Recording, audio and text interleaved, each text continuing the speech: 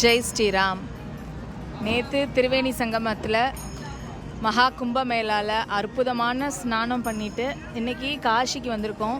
காஷியில் கங்கையில் ஸ்நானம் பண்ணிவிட்டு விஸ்வநாதரை தரிசனம் பண்ண வந்திருக்கிறோம். காஷிக்கு வர்றதே ஒரு அபரிவிதமான ஒரு சந்தோஷம். இங்கே இருக்கிற அந்த ஒவ்வொரு படித்தரையிலும் அலைஞ்சு திரிஞ்சு இங்கே இருக்கிற ஒரு நதிக்கரையிலையும் உட்காந்து இங்கே இருக்கிற ஒரு சந்து குந்துலையும் நுழைஞ்சு வர்றது அப்படிங்கிறது அவ்வளோ ஒரு பேரானந்தம். எத்தனை தடவை நடந்தாலும் நமக்கு அலுப்பே தெரியாது. ஏதோ ஒரு சொந்த ஊரில் இருக்கிற மாதிரி ஒரு உணர்வு. இந்த மாதிரி யாத்திரைக்கு வர்றதுக்கெல்லாம் நம்மளுக்கு இறைவனுடைய அனுகிரகம் வேணும்.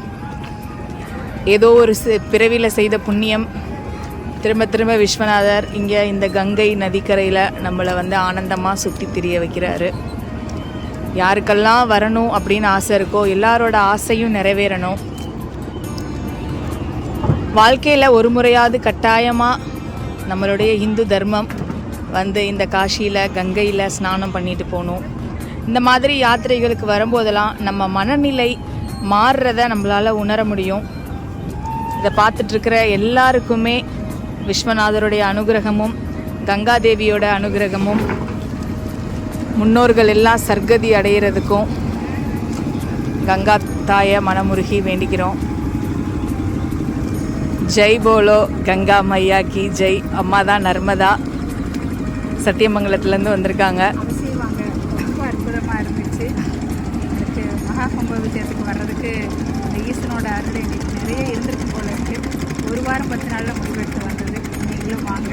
இங்கே இருக்கிற ஒவ்வொரு இடங்களுமே அவ்வளோ ஒரு அற்புதமாக இருக்குது.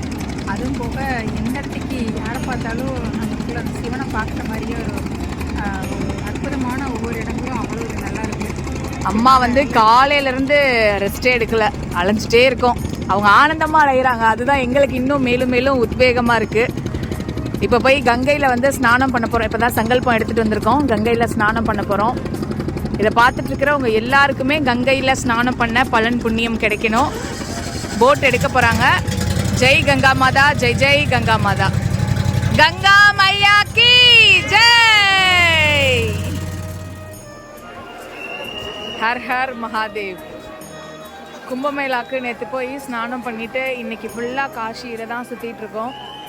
கும்பமேளாவில் கூட இவ்வளோ க்ரௌடு இல்லை. காஷி விஸ்வநாதருக்கு தான் இவ்வளோ க்ரௌடு. கிட்டத்தட்ட 3 கிலோமீட்டர் வரைக்கும் நிற்கிறாங்க மக்கள். எப்போ போய் தரிசனம் பண்ணிவிட்டு எப்போ எல்லாம் வெளில வர போகிறாங்கன்னு தெரில.